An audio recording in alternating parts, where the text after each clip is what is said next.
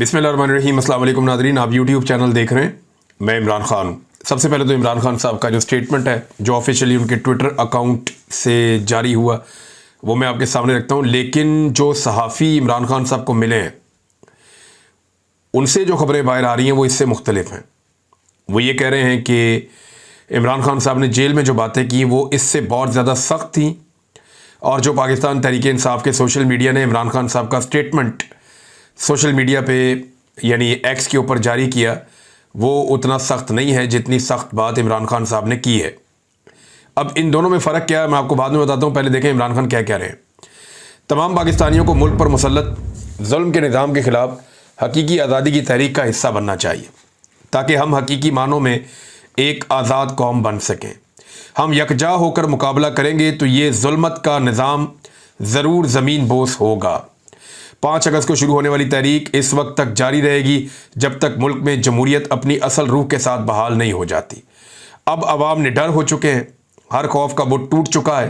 5 अगस्त के बाद 14 अगस्त की तारीख भी इस सिलसिले में अहम तरीन है। 14 अगस्त 1947 को हमने बैरूनी गुलामी से आज़ादी हासिल की थी।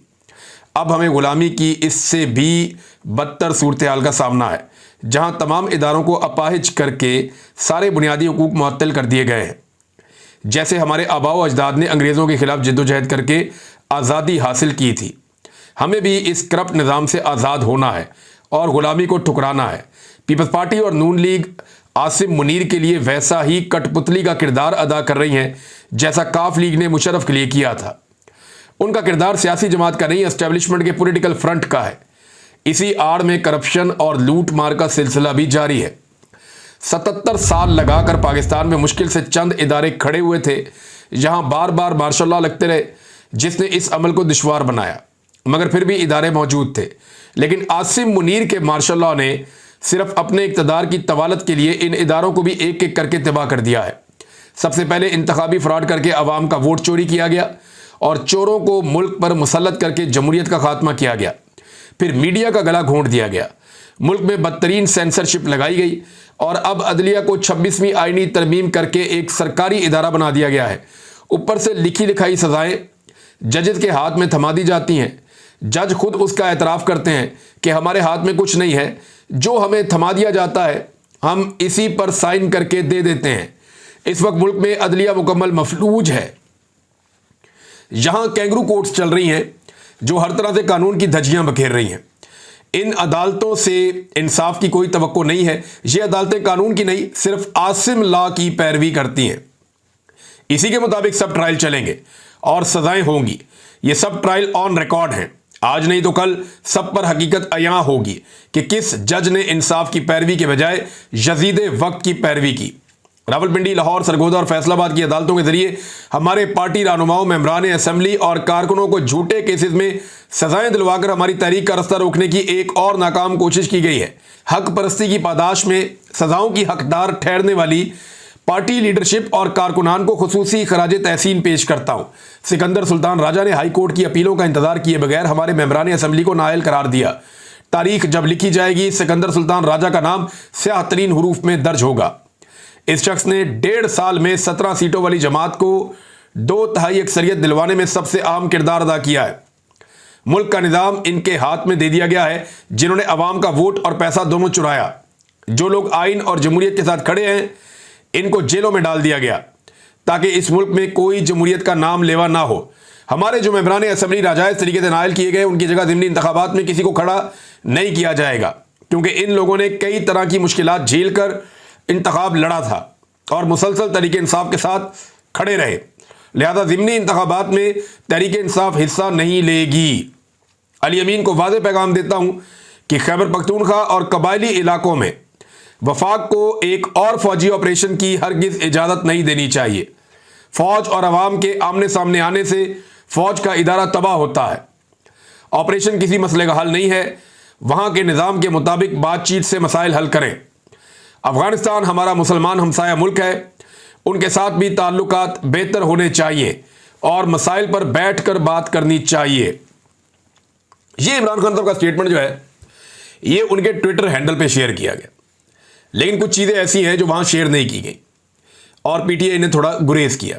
यानी इमरान खान साहब ने सहाफ़ियों के बकौल ये कहा कि अगर गंडापुर एस्टेब्लिशमेंट के सामने स्टैंड नहीं ले सकता और ऑपरेशन को नहीं रोक सकता तो फिर वो इस्तीफा देकर किसी और को मौका दे जो स्टैंड ले और ऑपरेशन को रुकवा सके।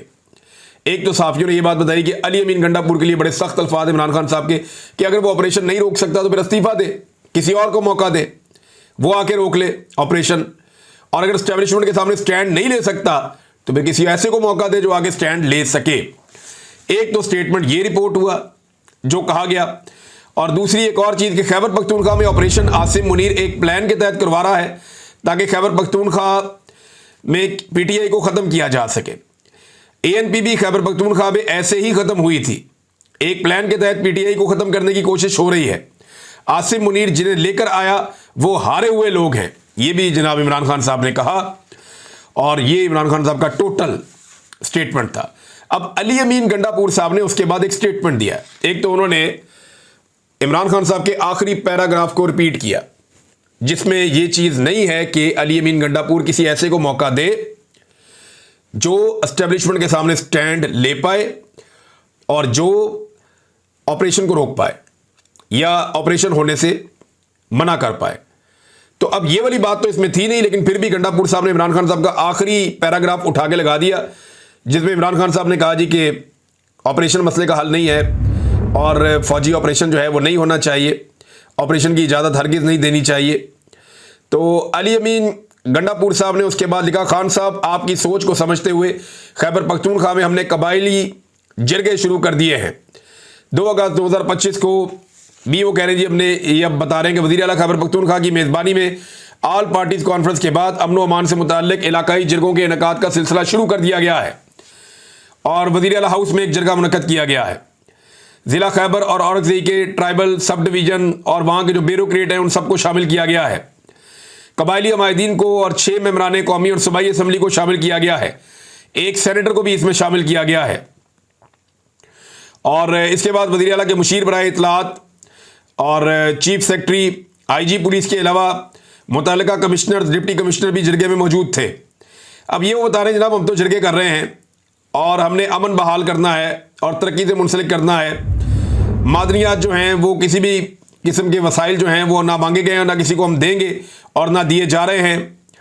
जरगे को तमाम तर ताउन और वसाइल फराम किए जाएंगे।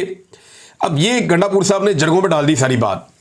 हालांकि वज़ीरिस्तान में मुकम्मल कर्फ्यू नाफिज कर दिया गया है, ये भी एक रियलिटी है, और लगातार ऑपरेशन भी हो रहा है, ये भी एक रियलिटी है। एक तरफ मिलिट्री ऑपरेशन खैबर पख्तूनख्वा में जारी है, दूसरी तरफ गंडापुर साहब अपनी ज़बान से ये कहते हैं कि मैं मिलिट्री ऑपरेशन की इजाज़त नहीं दे रहा और ना ये हो रहा है। और तीसरा जो है वो जरगे कर रहे हैं और ये क्लेम करते हैं कि जरगों के फैसलों पर अमल दरामद होगा, जबकि जरगे एक ही बात करते हैं कि किसी सूरत कोई मिलिट्री ऑपरेशन नहीं होगा। लेकिन साथ साथ मिलिट्री ऑपरेशन भी होता है और मिलिट्री ऑपरेशन के लिए जितने ज़रूरी इकदाम हैं वो सारे गंडापुर साहब की हुकूमत करके देती है। मिसाल के तौर पर यानी इमरान खान साहब ने कहा कि नहीं कर सकते तो छोड़ दो। अब गंडापुर साहब हुकूमत कैसे छोड़ेंगे? हुकूमत तो वो कभी नहीं छोड़ेंगे, ना वो हुकूमत छोड़ना चाहेंगे।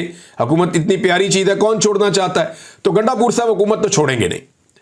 और वैसे हुकूमत एक ही आदमी था जिसने छोड़ी थी। मैंने उस आदमी के खिलाफ बहुत प्रोग्राम किए और जो किए मैंने ठीक किए, मैं आज भी उन पर कायम हूँ।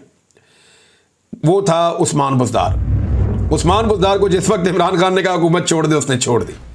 बाकी इमरान खान साहब जिसको कहते थे वो इधर बात करता था, यार मना करो खान साहब को। आप हुकूमत गिराने की बात होती थी तो परवेज़ इलाही साहब कहते थे यार मना करो खान साहब नू। जो महमूद खान साहब है वो भी नहीं चाहते थे हुकूमत गिराना। लेकिन सिर्फ एक ऐसा आदमी था जिसने 1 मिनट लगाया, जो उस्मान बुज़दार था। उसने हुकूमत छोड़ दी इमरान खान के एक दफ़ा कहने पर। शरीफ आदमी था। फिर जो उमर चीमा साहब है वो डट गए थे गवर्नर होने के बावजूद। उनको पता था मेरे साथ क्या होना है, लेकिन उमर चीमा ने परवाह नहीं की किसी बात की भी, किसी नतीजे की भी। लेकिन गंडापुर साहब को अब पता है वो हुकूमत में है तो इतनी आसानी से तो हुकूमत वो छोड़ेंगे नहीं। लेकिन अभी इस वक्त जो इतलात आ रही है उनके मुताबिक मुकम्मल तौर पे शुमाली वज़ीरिस्तान में कर्फ्यू नाफिज कर दिया गया है और सख्त इकदाम किए जा रहे हैं। तो ये एक तरफ वो कहते हैं जी हम ऑपरेशन नहीं होने देंगे, दूसरी तरफ ऑपरेशन के लिए तमाम तर सहूलतकारी जो है वो गंडापुर सरकार फराहम भी कर रही है। लकी मरबत में क्या हुआ, बहुत सारे लोग इसके बारे में पूछ रहे थे, जानना चाहते थे। तो मैंने वहाँ पे मकामी सहाफ़ियों से बात की। मेरी 3 सहाफ़ियों से बात हुई और मैंने सारी इन्फॉर्मेशन कलेक्ट की कि लकी मरबत में जो मासूम बच्चे शहीद हुए उन्हें किसने शहीद किया और कैसे किया गया। ये दो अलग अलग वाकयात हैं। एक वाकया होता है एक गांव में और वहां पे एक घर के ऊपर ड्रोन हमला होता है। सिक्योरिटी ज़राए बाद में कहते हैं जी ये ड्रोन आके गिर गया है और ये कोई क्वाड कॉप्टर है और ये कोई दहशतगर्दों का था, यहाँ आके गिर गया, तो इसकी कोई कंफर्मेशन हुई नहीं। यानी जो सहाफ़ी हैं उन्होंने कहा जी ये क्वाड कॉप्टर और वो जो गलती से गिरने वाला वो मामला नहीं है, ये ड्रोन अटैक था। जो सिंपल हमें समझ आ रहा है ये ड्रोन अटैक था और जो इसकी FIR दर्ज हुई वो भी नामालूम ड्रोन अटैक की ही एक FIR दर्ज हुई है। इस ड्रोन हमले में भी सही निशाना नहीं बनाया जा सका और एक मुअम्मर शख्स शहीद हो गया, उसके साथ एक बच्चा शहीद हो गया, 2 खवातीन बहुत शदीद जख्मी हो गई। तो ये ड्रोन हमला है जिसकी FIR हो चुकी। दूसरा वाकया है एक मार्टर गोला फटा है। कुछ लोग कह रहे थे कि ड्रोन हमला है, लेकिन वो क्लैरिटी आ गई, मेरी बात हुई सहाफियों से, तो ये मार्टर गोला नहीं, इसको RPG-7 कहते हैं। RPG-7 जो है वो एक रॉकेट लॉन्चर है। इसको पाकिस्तान की फौज भी इस्तेमाल करती है, इसको जो है वो तालिबान भी इस्तेमाल करते हैं, मुख्तलिफ जो दहशतगर्द तंजीमें वो भी इस्तेमाल करती है। ये जो RPG के गोले हैं और ये रॉकेट लॉन्चर है, ये हमने भी थोड़े दिन पहले उनके पास भी देखे हैं। वो जो कच्चे के डाकू हैं उनके कंधों के ऊपर भी रॉकेट लॉन्चर लगे हुए हैं, ज़रा पुराने मॉडल के हैं, लेकिन RPG यही है, RPG-7। और जो मकामी लोग हैं जो हथियारों को समझते हैं उन्होंने कहा जी RPG-7 था जो वहाँ पे फटा है।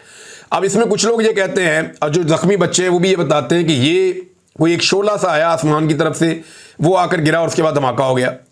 लेकिन जो मकामी लोग हैं कुछ बच्चे जो जख्मी हुए वो ये कहते हैं कि हमें ये खेलते हुए मिला था, हम इसको लेकर आए और हम इसे खोलने की बच्चे को कोशिश कर रहे थे तो ये धमाका हो गया। ये 2 बातें वहाँ पे मशहूर हुई हैं, लेकिन ज़्यादा लोग ये कहते हैं कि शायद ये खेलने के दौरान बच्चे से खेल रहे थे। अब देखें, हमारे बच्चे खिलौनों के साथ खेलते हैं, पाकिस्तान की मिलिट्री एस्टेब्लिशमेंट जो है उनके सारे बच्चे खिलौनों के साथ खेलते हैं। जितने बड़े बड़े ताकतवर सियासतदान हैं उन सबके बच्चे खिलौनों के साथ खेलते हैं। लेकिन खैबर पख्तूनख्वा के कबायली इलाकों में बच्चे RPG के साथ खेल रहे हैं। क्यों? उनकी ज़मीन पे ये पहुंचा कैसे? उनकी ज़मीन पे ये पहुंचाया किसने? इसके साथ जिम्मेदार कौन है? कौन बताएगा कि आज खैबर पख्तूनख्वा के इलाकों में या कबायली इलाकों में जो आग लगी है, जो बलूचिस्तान में आग लगाई मुशर्रफ साहब ने, उसके लिए जिम्मेदार कौन है? कौन इसकी जिम्मेदारी कबूल करेगा? भुट्टी साहब को तो कत्ल कर दिया अपनी अकड़ के अंदर, परवेज मुशर्रफ ने मुक्का लहरा कर कि फिर मैं ये कर दूंगा, मैं वो कर दूंगा, तो फिर उन्होंने अकबर भुट्टी साहब को कत्ल कर दिया, वो शहीद हो गए। लेकिन उसके बाद से लेकर अब तक 10,000 लाशें हमने उठाई हैं और लाशें गिरने का सिलसिला आज भी जारी है। जबरी तौर पे लोगों को गुमशुदा कर करके भी कुछ हासिल नहीं हुआ। खवातीन को उठाकर जेलों में डाल दिया, कुछ हासिल नहीं हुआ। लगातार तशद्दुद की सियासत की जा रही है, वहां पे जबर इंसानी हकूक की पामालियां हो रही है। बलूचिस्तान में कुछ भी नहीं हुआ, होना भी नहीं है, ये पॉलिसी नहीं चलती होती। इसी तरह से खैबर पख्तूनख्वा के अंदर भी ये सारा कुछ किया गया। तो ये बच्चे बम के साथ खेल क्यों रहे थे? बम कोई लेकर आया क्यों वहां पे? ये बम की पॉलिसी पाकिस्तान में पाकिस्तान की मिलिट्री एस्टेब्लिशमेंट लेकर आई, ज़िया-उल-हक के दौर में लेकर आई, क्लैशनकोफ का कल्चर लाके पाकिस्तान में मुतारिफ करवाया और पूरी की पूरी एक नस्ल को बर्बाद कर दिया। उसके बाद नस्लों की कहानी शुरू हो गई और आज भी बच्चे जो है वो बम के साथ खेल रहे थे, अगर तो वो खेल रहे थे। अगर दूसरा मामला दुरुस्त है तो फिर ये कहीं से किसी ने फायर किया है, वो आकर बच्चों पे गिर गया। लेकिन ज्यादा लोग ये कह रहे हैं कि ये इनको कई बच्चों को मिला है बम, वो इसको लेकर आए, ये रॉकेट लॉन्चर का जो बम है, और इसको वो कई बच्चे खोल रहे थे और धमाका हो गया। अब इसमें 2 साल से लेकर तो 11-12 साल तक के बच्चे हैं, 5 जो शहीद हो गए। 3 बच्चों की हालत इंतहाई तशवीशनाक बताई जा रही, जिनमें एक 2 साल का बच्चा है जिसके सर के अंदर पट्टी बंधी हुई है। खुद वो जर्नलिस्ट देख कर आया, उसने कहा जी उसकी जान बहुत खतरे में, वो बच्चा अनकॉन्शियस है, नहीं पता उसके साथ अब क्या होगा। तो नादरीन, ये है वो सूरत हाल जो मैंने आपके सामने शेयर कर दी। इसमें एक जो ड्रोन हमला वो भी मैंने आपको बताया। अब इमरान खान साहब के बेटों के हवाले से जो फाइनल खबर आई वो ये आई कि उन्होंने वीज़े अप्लाई किए हुए हैं और उनके ट्रैकिंग आईडीज़ भी आ गए हैं, बल्कि मैंने इसको सोशल मीडिया पे शेयर भी किया था। इमरान खान साहब के दोनों बेटों के ट्रैकिंग आईडीज़ मौजूद हैं जो उन्होंने वीज़े अप्लाई किए हैं पाकिस्तानी एम्बेसी में, और दोनों ट्रैकिंग आईडीज़ एक सलमान का है और एक कासिम का है। लेकिन इसके बावजूद हुकूमत पाकिस्तान की जानिब से दोनों को वीज़े जारी नहीं किए जा रहे। अब ये दोनों के ट्रैकिंग आईडीज़ यानी मैं आपको ये शो भी कर देता हूँ, ये आप देख लें अपनी स्क्रीन पे, और ये पाकिस्तान तहरीक इंसाफ ने भी मेरे ख्याल में अब बता दिया है। तो ये उनके दोनों बेटे वो पाकिस्तान आना चाहते हैं, लेकिन उन्हें आने से रोका जा रहा है। वो हुकूमत जो उन्हें पहले चैलेंज करती थी अब उन्हें आने नहीं दे रही। नाज़रीन, जो अमेरिकन डॉक्टर्स की तंजीम है उन्होंने न्यूयॉर्क टाइम के अंदर एक इश्तिहार छापा इमरान खान साहब के हवाले से, ताकि अमेरिका में वो इम्पैक्ट क्रिएट कर सकें। तो इमरान खान की जो कैद है, जुल्म है, बर्बरियत है, उसके ऊपर आसिम मुनीर साहब के बारे में जो इमरान खान साहब का स्टेटमेंट है कि अगर मुझे जेल में कुछ हो गया तो फिर जिम्मेदार आसिम मुनीर साहब होंगे। फिर साथ में बताया गया कि इमरान खान साहब की 2 साल जेल कैसी रही, बिजली बंद की गई, तंगो तारीख जगह पे रखा गया, 6x8 का एक सेल है, किस तरह की वो ज़िंदगी गुजारते हैं, और 22 घंटे उन्हें बाहर रोशनी में खुला नहीं छोड़ा जाता, खुली हवा में उन्हें अंदर बंद किया जाता है, उनसे इंफॉर्मेशन ले ली जाती है, यानी उनसे ज़राए बंद कर दिए जाते हैं, अखबारात या टेलीविज़न ये बंद कर दिए जाते हैं। कई महीने उनकी फैमिली के साथ मुलाकात नहीं करवाई जाती, पार्टी की लीडरशिप से मुलाकात नहीं करवाई जा रही। तो ये सारा कुछ बताया जो कुछ इमरान खान साहब के साथ हो रहा है, और जो कुछ जिस तरह मनसूबा बनाया गया है, जिस तरह गैर कानूनी तरीके से उनके ऊपर केसेस चलाए गए हैं, और इमरान खान साहब इसके लिए किसको जिम्मेदार समझते हैं। तो वो स्टेटमेंट भी इमरान खान साहब का लगाया गया कि वो हाफिज सैयद आसिम मुनीर को जिम्मेदार समझते हैं इस सारी सूरत हाल के लिए। तो नाज़रीन, एक और ख़बर मैं आपके साथ शेयर करता हूँ, ये ज़रा आप देखें। ये हमारे दोस्त हैं ज़ईम लगारी साहब। ये गए जनाब लाहौर में नून लीग के जलसे में। इनको पहले ISI उठाकर दे गई थी ज़ईम लगारी साहब को, इसलिए कि इन्होंने मरीम नवाज के खिलाफ खबर दी थी, और ये अभी भी बात नहीं आ रहे। ये चले गए जनाब नून लीग के जलसे में, और वहाँ जाके जलसागाह में बिल्कुल सामने स्टेज लगा हुआ है। नून लीग ने बड़ी तैयारियाँ की, बड़े स्पीकर लगाए, माइक लगाए, म्यूज़िक लगाया, बहुत लाइटिंग शाइटिंग की, बड़ा बंदोबस्त किया नून लीग ने। जनाब अगस्त का महीना शुरू हो गया, हम एक जलसा करेंगे, तगड़ा जलसा करेंगे। वो पता चला उधर बंदे ही नहीं आए, लोग आए ही नहीं। अब जिन लोगों ने आकर वहाँ तकरीर कर दी थी वो लोग गायब हो गए। उन्होंने कहा दफ़ा करो यार, ये कुछ जलसा है, यहाँ अगर हम खड़े हो गए और हमारी वीडियो बन गई तो हमारी तो बेइज्जती हो जाएगी कि अवाम है नहीं, तो हम तकरीर किस बात की करें। तो नून लीग का जलसा गया बढ़, फारग हो गया। अब ज़ईम लगारी साहब ने देखा कि वहाँ पे जो कारकुन खड़े हैं, वहाँ कोई 30-40 लोग खड़े थे। पूरा जलसा बंदोबस्त बहुत पूरे जलसे का है, लेकिन 40-50 लोगों से ज़्यादा नज़र नहीं आ रहे। कुछ इक्का दुक्का पुलिस वाले भी खड़े थे, सिक्योरिटी देने के लिए वहाँ पे आसपास फिर रहे थे। तो उन्होंने ना जो मकामी जो वहाँ पे लोग खड़े हुए थे उनसे जानना चाहा कि यार आपकी क़यादत किधर है, जलसागाह आप पहुँच गए हैं, जलसागाह बन गई है, सामने क़यादत मौजूद नहीं है, तकरीर कोई क्यों नहीं कर रहा, और ये क्या हो रहा है यहाँ पे। तो जिस बंदे के मुंह के आगे उन्होंने माइक किया, हर बंदे ने कहा जी कि हम तो इनका तमाशा देखने आए हैं। क्या मतलब, तुम किसके साथ हो? उन्होंने कहा जी हम इमरान खान के साथ हैं। यानी नून लीग के जलसे में जिन लोगों को बुलाया गया, जिन लोगों को लाया गया, वो सारे लोग भी जनाब किसके साथ हैं? इमरान खान के साथ हैं। और मुझे हैरत हो रही थी वो सारा सुन के कि आज नून लीग की ये दुर्गत बन गई है। देखें, PMLN की जो लीडरशिप है, नवाज शरीफ की फैमिली, उनको तो समझ नहीं आएगी। उन्होंने तो जो बात अब समझ ली है सियासत में, वो बूट पॉलिशी करेंगे अब हमेशा, और उन्हें अब मकबूलियत से गरज भी कोई नहीं है। उनकी तो लॉटरी लगी हुई है, जब तक लगी हुई है, और उन्होंने भाग जाना है सारा कुछ छोड़ छाड़ के। लेकिन जो असल मुस्लिम लीगी हैं, जो शुरू से मुस्लिम लीग के अंदर शामिल हैं, जिन्होंने मुस्लिम लीग के लिए कुर्बानियां दी हुई हैं, वो लोग या वो लीडर, वो तो ये सोच सकते हैं ना कि ये क्या कर दिया हमारी पार्टी के साथ। आज एक जलसा करने की कैपेसिटी नहीं छोड़ी। ज़ाती ताल्लुकात की बुनियाद पे कोई बंदे बुला ले तो बुला ले, अदरवाइज नज़रिए के ऊपर PMLN का कारकुन बाहर निकलने के लिए कारकुन बचा ही नहीं, लोग है ही नहीं। आप माइक निकालते हैं, लोग कहते हैं बाहर सड़कों के ऊपर, अक्सर मैंने इंटरव्यू करवाए, लोग कहते हैं जी हम PMLN में थे, अब हमें अच्छे नहीं लगते, हम इमरान खान को सपोर्ट करेंगे, क्योंकि वो डट कर खड़ा है पूरे सिस्टम के सामने और पाकिस्तान के लिए बात कर रहा है। तो सूरत हाल जो है ना वो बड़ी मुख्तलिफ हो गई है। नाज़रीन, एक और ख़बर है, ये ख़बर मैं आपके साथ शेयर करता हूँ, और ये बड़ी अजीबोगरीब और अफसोसनाक खबर है। नादिर बलोच साहब ने यह खबर दी है, और ये सुनने के बाद मुझे तो बड़ी तकलीफ़ हुई है। यानी जो कैदी होता है ना, वो तो बेचारा मजबूर होता है ना, उसको जो आप देते हैं खाने के लिए वो खा लेता है, उसको आप जो पीने के लिए पानी देते हैं वो पी लेता है, उसके बाद ऑप्शन कोई नहीं होती ना, वो आपकी कैद में है। आज़ाद तो नहीं है कि अपनी मर्ज़ी से कोई चीज़ खा ले या अपनी मर्ज़ी से कोई चीज़ पी ले। लिहाजा फैसलाबाद की डिस्ट्रिक्ट जेल का लर्जा खेज इंकशाफ, ये नादिर बलोच साहब बता रहे हैं, 2000 से ज़ायद कैदियों को कई माह से मुर्दा मुर्गी का गोश्त खिलाया जाता रहा। ये मुर्दा मुर्गी जो होती है ना, ये बहुत सस्ती मिलती है, बहुत ही सस्ती मिलती है।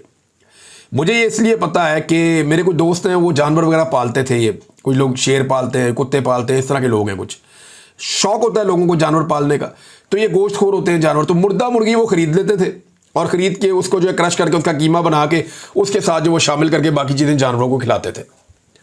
ये नहीं किसी ने मगरमच्छ पाले तो मुर्दा मुर्गी उसको डाल दो। तो मुर्दा मुर्गी जो है वो अब जानवरों को तो लोग खिला देते थे, अब जानवर को तो पता भी नहीं है, तो बीस्ट है। लेकिन यहाँ पे 2000 से ज़्यादा कैदियों को कई महीने से मुर्दा मुर्गी का गोश्त खिलाया जा रहा था। डीआईजी स्पेशल ब्रांच ने रिपोर्ट जारी की है। रोज़ाना 5.5 मन गोश्त में से 3 मन मुर्दा मुर्गी शामिल होती थी, सिर्फ पैसे बचाने के लिए, क्योंकि मुर्दा मुर्गी का गोश्त जो है वो बिल्कुल आपको 20% पे मिल जाता है। जो असल कीमत है उसका 20%, 25% इतने में या इससे भी कम में आपको मुर्दा मुर्गी का गोश्त मिल जाता है, वरना उसको सिर्फ फेंकना ही होता है। तो मुर्दा मुर्गी जो है वो नीले ड्रमों में जेल के अंदर स्मगल की जाती रही। Superintendent, deputy superintendent, assistant superintendent, store keeper और वार्डर और चिकन सप्लायर और इसके सब मुलाजिम मुलव्वस हैं।